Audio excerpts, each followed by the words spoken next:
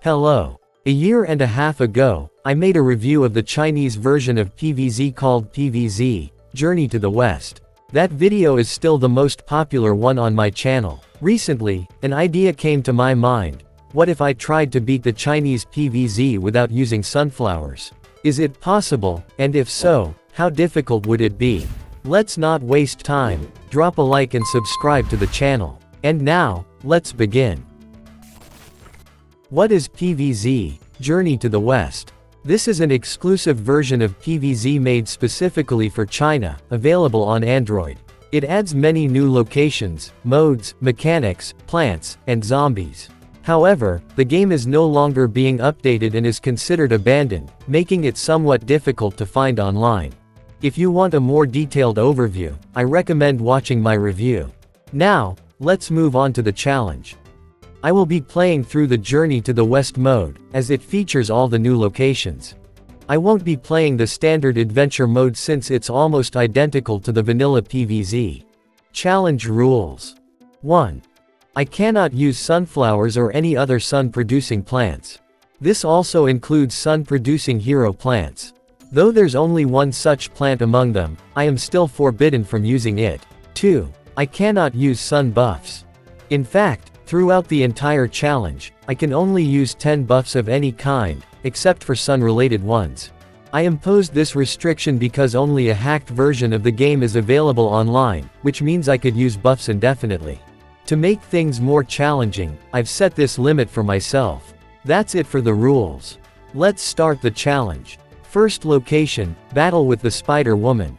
This location is somewhat the opposite of the pool area. Instead of 2 water lanes, there are 2 land lanes that act as bridges where you cannot plant anything without using flower pots.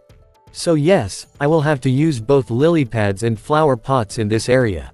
Level 1, pretty easy. No particularly dangerous zombies, except for the door zombie and the pole vaulting zombie, which were a bit annoying, but still manageable. Level 2, a mini game called Seed Jog, which was incredibly easy, easier than a conveyor level. I cleared it with 3 stars without any issues.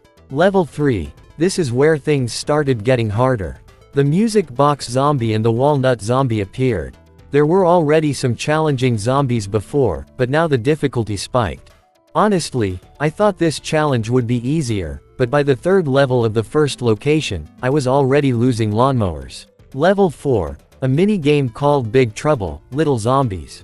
This one was very easy because it provided torchwoods and powerful pea shooters. I completed it without any problems.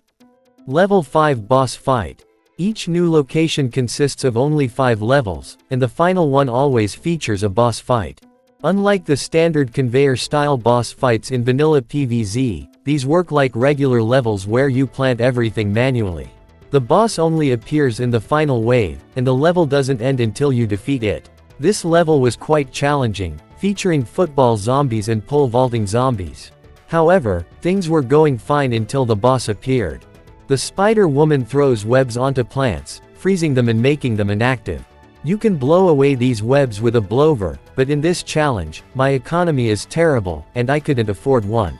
My defense was also too weak to hold off the boss, so I lost. On my 2nd attempt, things went a bit better, but my defense was still too weak to defeat the boss without help. I had to use a buff to clear the first phase and another buff for the 2nd phase.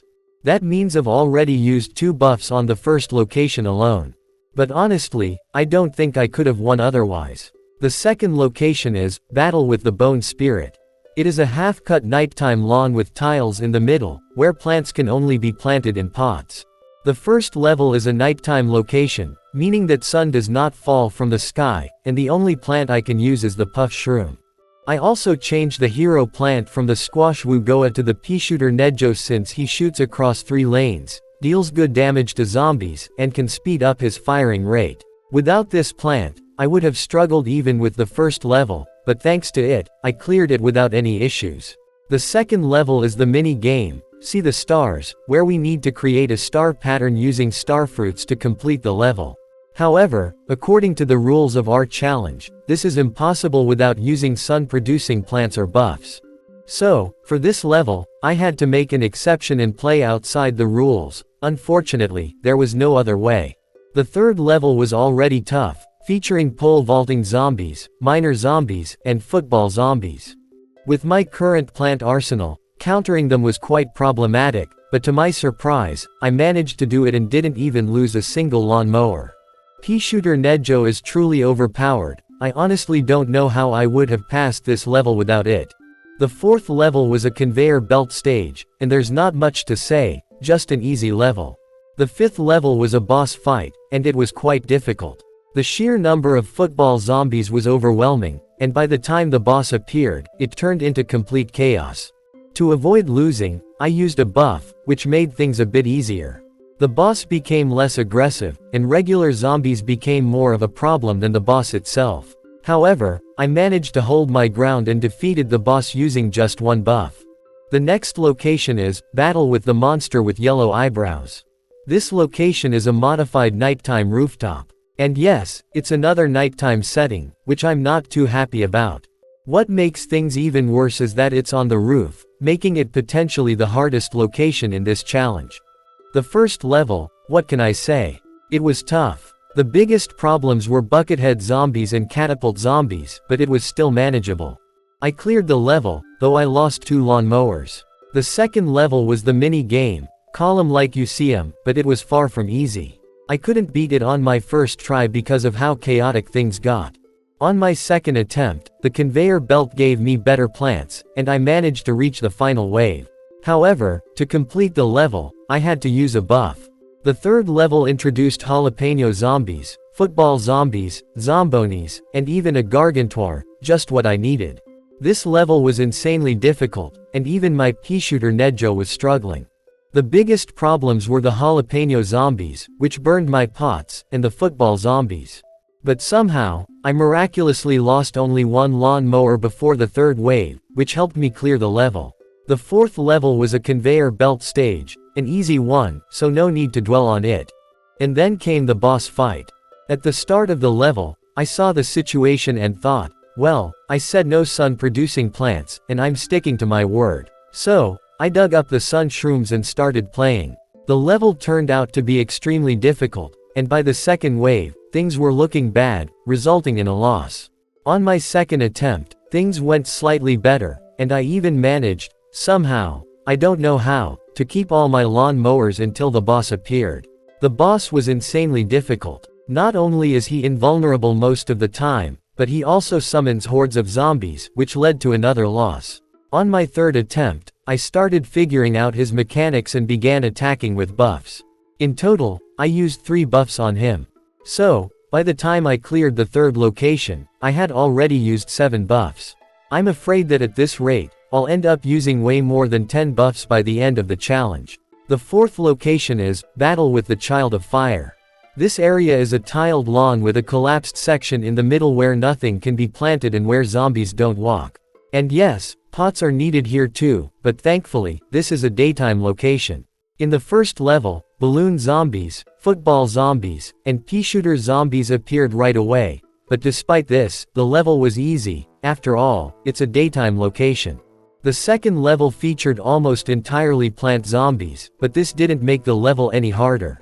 Even the pea-gatling zombie appeared, but after the previous location, this felt like child's play. The third level introduced zombonis, but even though they spawned almost every second, the level was still incredibly easy because they were the strongest zombies here. And I dealt with them without any issues. The fourth level was a conveyor belt stage, super easy, so let's skip it. The fifth level was the boss fight, and it was noticeably harder than the previous ones since it included football zombies and ladder zombies. However, it was still fairly easy. When the boss appeared, he started shooting fiery peas at my plants, immediately destroying an entire row.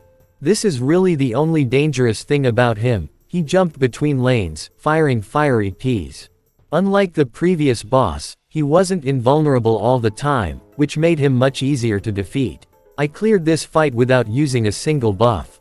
The next location, Battle with the King of Bulls. Unfortunately, this is another nighttime location. It consists of a tiled lawn with 2 portals placed every other tile. Starting the first level, I saw the situation and, of course, I removed them before beginning. The level was easy, there were barely any strong zombies. The main difficulty of this location comes from the portals, so protecting those lanes is the top priority. The second level was the mini-game, The Last Stand. I wish I could say it was easy, but no, it had a total of 5 waves. By the final wave, my defense looked like this, but thanks to a script that prevented zombies from walking onto lanes without lawnmowers, I managed to clear the level. The third level was where things got tougher. I was barely handling the door zombies, but the zombonis were the real problem. I lost 2 lawnmowers because of them. Still, I managed to beat the level. The fourth level was another conveyor belt stage, easy, so let's skip it. And now for the boss fight. The level itself was incredibly easy, even buckethead zombies weren't a problem. When the boss appeared, things got a bit harder, and I even lost 2 lawnmowers and my entire defense. Despite that, I handled his first phase without any trouble. The second phase was even easier. I was left with only 1 lawnmower, but I defeated him in just a minute and a half. The third phase was the easiest of all because the nighttime location turned into a daytime one, allowing me to defend myself much better. I defeated him in about a minute and a half as well, without using a single buff, definitely the easiest boss in this playthrough. The final location, Underwater World. This is the most unique location in the game. Here, you can't just plant anything freely, you need to use oxygen seaweed to place plants because we are underwater. This location also features tons of new zombies and plants, and instead of 5 levels, it has 10. The first level introduced a new enemy, the shell zombie, which is basically a conehead zombie variant. The level was very easy since there were no strong zombies, and it was a much needed daytime location. The second level gave us the starfish plant and introduced the turtle zombie, a heavily armored and tough enemy. Its weakness is the starfish, which knocks it over, allowing plants to deal full damage instead of reduced damage.